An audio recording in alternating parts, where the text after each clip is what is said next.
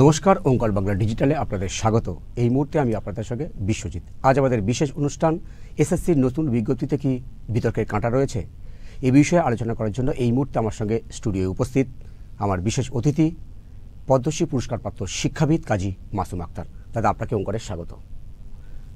এই যে নতুন এসএসসির নতুন বিজ্ঞপ্তি সামনে এসছে, এটা কি বিতর্কের ঊর্ধ্বে? এটা বিতর্কের শুরু, শেষ আছে কিনা জানি না, এর শুরু আছে। মামলাটা ঠিক কবে হবে আমি ওই ডেটটা খালি ভাবছি। মামলার সমূহ বন্দোবস্ত আছে। যদি বলে এই বিজ্ঞপ্তিতে কি আছে, উত্তর হলো মামলা করার সমূহ সুব্যবস্থা আছে। কেন? 2016 আর 2025 বিজ্ঞপ্তির ফারাকের মূল জায়গাটাতে একটু আসি, তাহলে বোঝা যাবে। দুটো অবতারণা রয়েছে।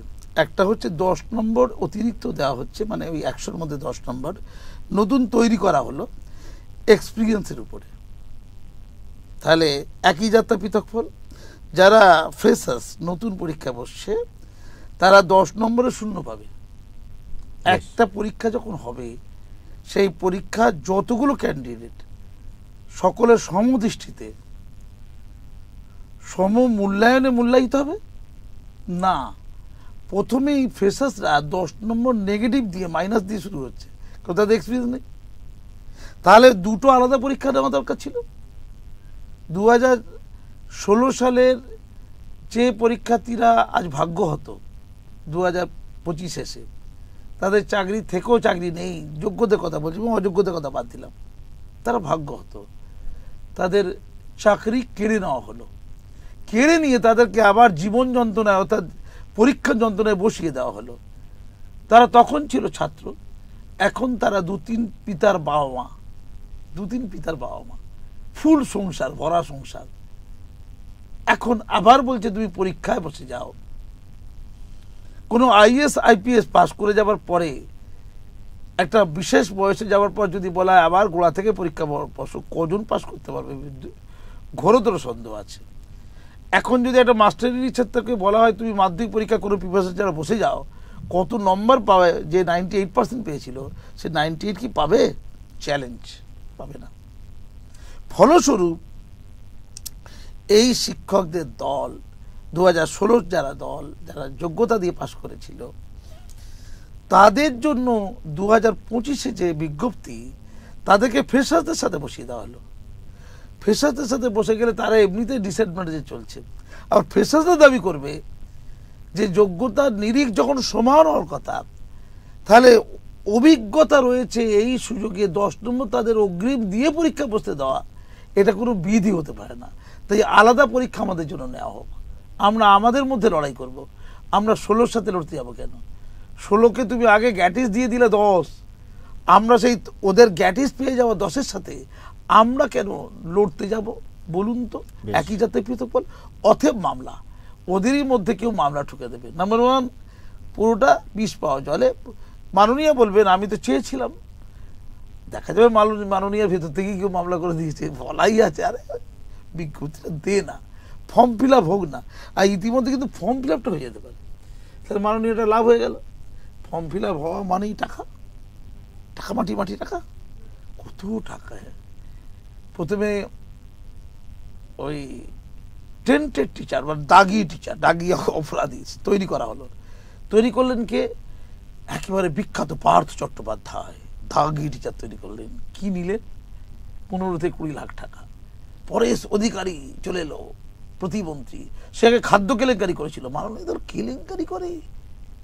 কি যোগ্যতা রে ভাই, চুরি করতে পারে? ওকে নে দল নিয়ে তাকে শিক্ষা প্রতিবন্ধী করে দেওয়া হলো এবং যথারীতি সেই কেলেঙ্কারির কাজটা এখানেও করে দিল।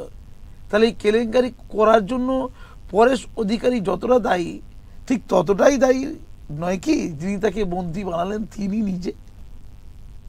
Point to be noted. মেয়ের চাকরিটাও চলে গেল পরেশ অধিকারী হলো। তারপরে শুধুই দুজন দাগি করতে কত লোকের ভূমিকা। মধ্যশিক্ষা পর্ষদের সভাপতি, আগে মধ্যশিক্ষা পর্ষদ সদস্য নির্বাচিত হতো, প্রেসিডেন্ট তারপরে হতো, ভোট হতো, মাননীয় এসে ভোট তুলে দিলেন, গণতন্ত্র রহিত শুধুমাত্র পদলেহনকারীরা, অনুপ্রাণিতরা, তাদের অযোগ্য যে যত বেশি হবে তাকে সদস্য করা হবে আর প্রেসিডেন্ট করা হবে।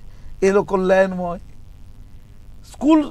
আগে নিয়ম ছিল স্কুল হচ্ছে অটোনোমাস বডি, সেই স্কুলের ম্যানেজিং কমিটি নিয়োগ করবে কোনো শিক্ষককে, এটাই ছিল নিয়ম। School service commission recommendation letter দেবে, আর স্কুল ম্যানেজিং কমিটির পক্ষ থেকে স্কুলের সেক্রেটারি মূলত তিনি অ্যাপয়েন্টমেন্ট লেটার দেবে। আমাদের সময় পর্যন্ত তাই চলেছে, কিন্তু তারপরে মাননীয় সময় এসে গেল না, ম্যানেজিং কমিটি, স্পন্সর কমিটি সব তৈরি হলো, তাদের হাতে আর ক্ষমতা রইল না। সমস্ত অ্যাপয়েন্টিং অথরিটি হয়ে গেল কে? মধ্যশিক্ষা পর্ষদ। চৌর্যবৃত্তি সুবিধার্থেই করা হয়েছে বলে আমরা অন্তত মনে করছি।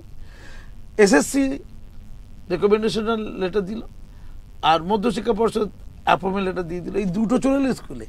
স্কুলের ম্যানেজিং কমিটি কিছু করার আছে? স্কুলের ম্যানেজিং কমিটিকে বলা হলো যে যেহেতু বিধি ওটা, কাগজপত্র সমস্ত কিছু দিয়ে ডিআই অফিসে পাঠিয়ে দাও। ডিআই অফিসে, ডিস্ট্রিক্ট ইন্সপেক্টর অফ স্কুল, তিনি অ্যাপ্রুভাল দেন। অ্যাপ্রুভাল হলে মাইনে হয় শিক্ষকদের। তিনি চুপচাপ অ্যাপ্রুভাল দিতে বাধ্য, তিনিও অ্যাপ্রুভাল দিয়ে দিলেন। স্কুলের ম্যানেজিং কমিটির দায়িত্ব তাকে সমস্ত কাগজপত্র সহ অ্যাপ্রুভালের জন্য আবেদন করার, সেটা স্কুল করে দিতে বাধ্য। কাজ ক্ষমতা সেরে দিয়েছে আগে। কে কে সেরে দিয়েছে? স্কুল সার্ভিস কমিশন আর মধ্যশিক্ষা পর্ষদ। সেই মধ্যশিক্ষা পর্ষদের সভাপতি কল্যাণময়, এই পার্থ পরেশের পরে যার স্থান, চুরি নয়, তার টাকা দরকার, সাহায্য করতে হবে। পার্থবাবুকে ওর ভিতর ঘরে নাহলে টাকা যাবে করতে গিয়ে, সাহায্য করতে হবে না?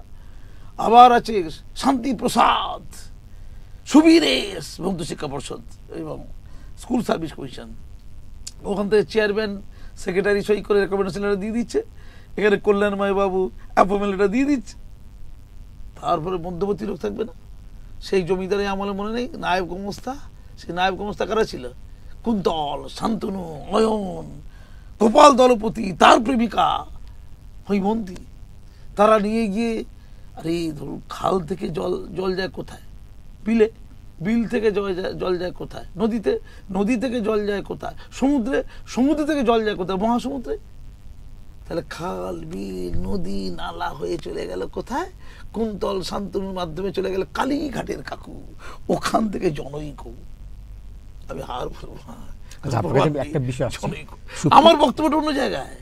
সেই জনৈক কি তৈরি করলো? ওই টেন্টের তৈরি করে দিল, মানে সবাই মিলে, মানে মিলিজুলি সরকার। এগুলো হচ্ছে অ্যাডজাস্টমেন্ট। ভাগ করে খাও, ভাগ করে খাও। দোলা তুমি তোলা, কিন্তু ভাগ করে খাও। 25%, 30%, 5%, এইটা তো হয়েছে। কিন্তু ওদের কারো শাস্তি হবে না, কারণ পার্থবাবুর শাস্তি হয়েছিল অন্য আরো ইস্যুতে। বাকিরা তো ঘুরেই বেড়াচ্ছে, আবার অনেকের জামিন হয়ে গেছে, জামিন যোগ্যতারা দেওয়া হয়েছে তাদেরকে।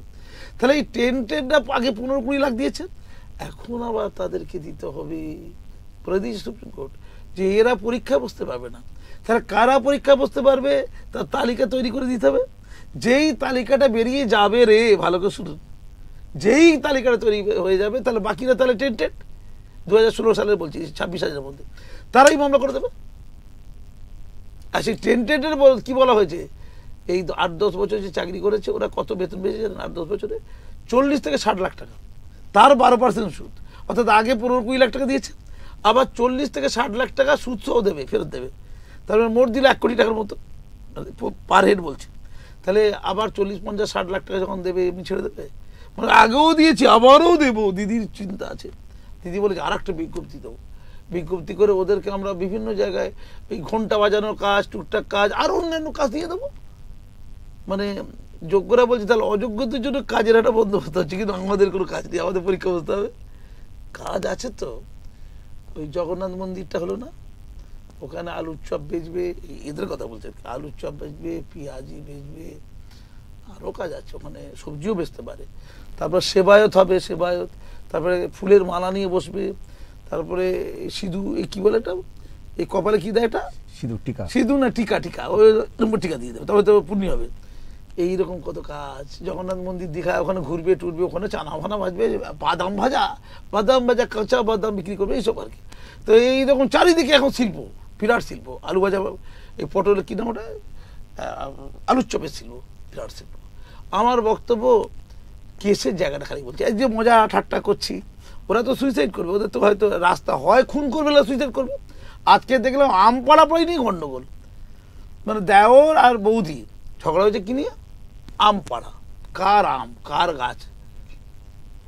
বৌদির গলাটা কেটে মাথাটা নিয়ে মুন্ডুটা নিয়ে থানায় যাচ্ছে, হাতে কাটারি, ডান হাতে কাটারি, বাম হাতে মুন্ডু, চললেন দেওর, চললেন জেলে, মানে জেলে নয় থানায়।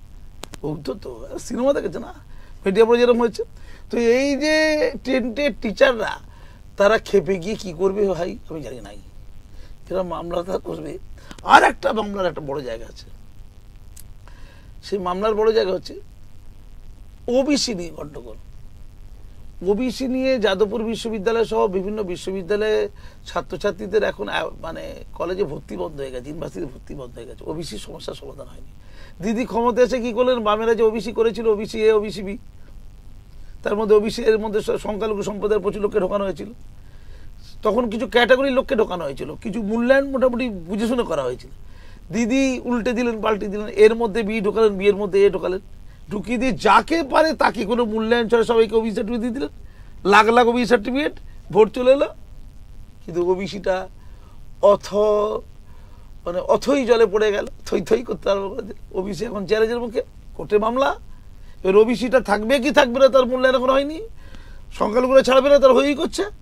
সমস্ত জায়গায় এখন নিয়োগ বন্ধ, মানে ছাত্রদের ভর্তি বন্ধ, ছাত্রদের ভর্তি ওবিসি কেলেঙ্কারির জন্য বন্ধ। তো ওবিসি তো ক্যাটাগরি, তো নিয়োগ প্রক্রিয়া তো আছে, জেনারেল আছে, শিডিউল টাইপ আছে, শিডিউল কাস্ট আছে, ফিজিক্যালি চ্যালেঞ্জ আছে, আর ওবিসি আছে। তো ওবিসিটা কী হবে? তো ওবিসির সমস্যার সমাধান হলে নিয়োগ হবে, কেস করে দেবে তো ওবিসি লোকেরা।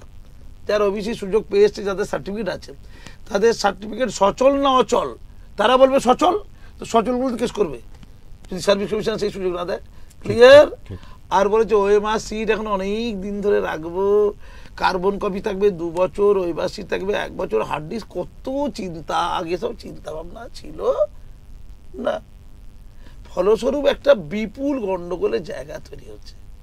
ফলে আমরা এই বিজ্ঞপ্তি হবার পরে টাকাটা হয়তো মাননীয় তুলে নেবেন, ফর্ম বিক্রি টাকাটা বলছে, সেটাও কয়েক কোটি টাকা, 100 কোটি হয়ে যেতে পারে, তারপরে কিন্তু মামলাটা হবে।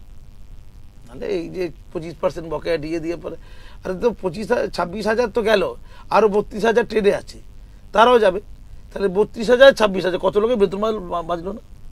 বিনিময়ে দয়ের দাম, ওই ভাতা 20-25, বেশি নয় তো। সেই টাকাটা না খুব ইচ্ছা ছিল লক্ষ্মীর ভাণ্ডার লাগাবে বলে, ডবল করে দেবে লক্ষ্মীর ভাণ্ডার। ভোট তো ওখান থেকে হাঁটবেন না, ভোটটা কি এইসব জায়গা থেকে আসে? এই লোকের ভোটের উপর নির্ভরশীল নাকি দিদি? পাত্তা দেয় ভোটকে? বাংলার মহিলারা দেবে ভোট, জনগণ দেবে ভোট, আম লোক দেবে, খেটে খাওয়া মানুষরা দেবে। মা মাটি মানুষের সরকার, এটা এটা মাস্টারদের সরকার নয়, এটা মা মাটি মানুষের সরকার। এটা ফলস্বরূপ তাদের তো লক্ষ্মীর ভাণ্ডার ডবল করে দিলেই ভোট করবে কোত্থেকে? ওই সব শয়তান লোকেরা আছে, এই বিকাশ রঞ্জন ভট্টাচার্যের মতো কুচুটে লোকেরা আছে। আরে আমরা ঠান্ডা মাথায় চুরি ডাকাতি করছি, তুই আবার মামলা করতে যাবি কেন? সব ধরতে যাবি কেন? চুপচাপ চুরি করতে দে। কি রাজ্য, হায় রে! মানে আমি চুরি ডাকাতি করবো, বিকাশ রঞ্জন ভট্টাচার্য কেস না করে, তো বিকাশ রঞ্জন ভট্টাচার্য কি ভগবান? সে তো খুনির পক্ষ থাকবে, বিপক্ষ থাকবে, তো লয়ার তো সে একটা, তাকে যে যেটা বলো সেটা করবে। তার কি দায় পড়ে গেছে নাকি নীতিবদ্ধি চলার? তা তুমি চুরি করবে, চুরি আটকালে নীতিবদ্ধ আটকায় না, ওটাই তো নীতিসম্মত কাজ। তো পরিষ্কার কথাবার্তা, আমার বড় দুঃখ লাগছে। শিক্ষকরা অর্ধনগ্ন ছিল, কালকে দেখছিলাম, শিক্ষকরা অর্ধনগ্ন, শিক্ষা পুরো নগ্ন, শিক্ষা ব্যবস্থা পুরো নগ্ন, নগ্ন আর অর্ধনগ্নর মিছিল চলেছে কলকাতার রাস্তায়। আর শিক্ষা নগ্ন হয়ে যাওয়ার পর মৃত্যুবরণ করেছে, আবার তার সমারোহ চলেছে। দূর থেকে আমরা দেখছি শবদেহ যাচ্ছে শিক্ষার, বাংলার মাটিতে। আর এই শিক্ষা যে শবদেহ যাচ্ছে, সেই শবদেহ পয়দা হয়েছে কারা? অনুব্রতরা। কি অপূর্ব ভাষা, কি মহান ভাষা নারী জাতির প্রতি। কোশ্চেন করবেন না? শিক্ষার সাথে অনিবার্যভাবে যুক্ত। কি শুনলাম অমৃত বাণী।